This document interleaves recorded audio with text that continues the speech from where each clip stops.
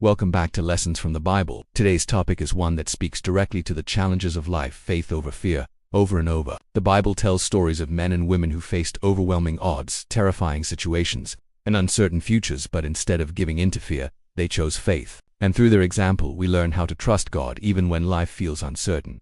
Let's begin with Abraham. In Genesis 12, God told Abraham to leave his country, his people, and his father's household and go to the land he would show him. Abraham didn't know exactly where he was going. He didn't have a map. All he had was God's promise. I will bless you and you will be a blessing. Think about the fear that could have gripped him, leaving everything familiar behind. And yet, Abraham stepped out in faith.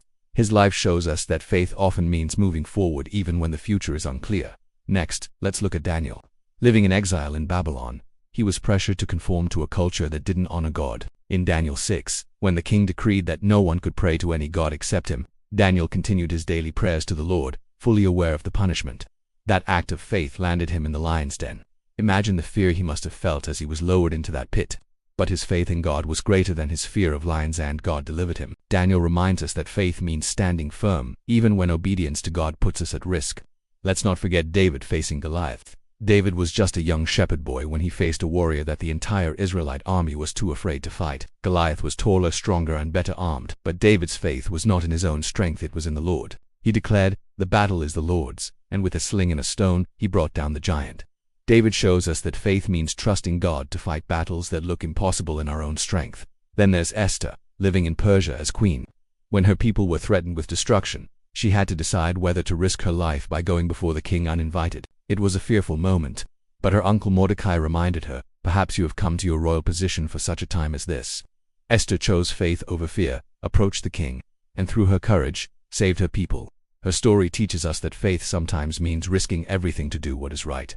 Finally, let's look at the disciples in the New Testament. In Matthew 14, the disciples are caught in a storm, terrified in the boat. Jesus comes to them, walking on the water. Peter steps out, walking toward Jesus. As long as his eyes are on Christ, he stands. But when he looks at the wind and waves, fear takes over, and he begins to sink.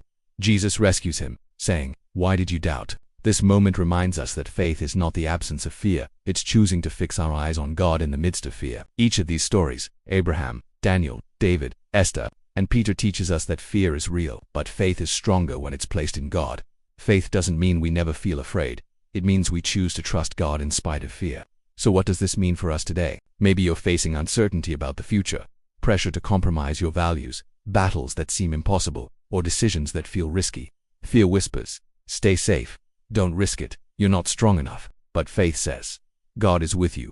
God is greater. God is faithful." The lesson is clear. Faith over fear is not about ignoring reality. It's about trusting God's reality above our own. Just like Abraham stepped out, Daniel stood firm, David faced the giant, Esther risked everything, and Peter walked on water, we too can choose faith. And when we do, we discover the peace and courage that only God can give. Thanks for joining me for this episode of Lessons from the Bible. If this encouraged you, be sure to like, share, and subscribe, so you won't miss the next lesson. Remember, fear will always be there, but faith overcomes fear when it rests in God.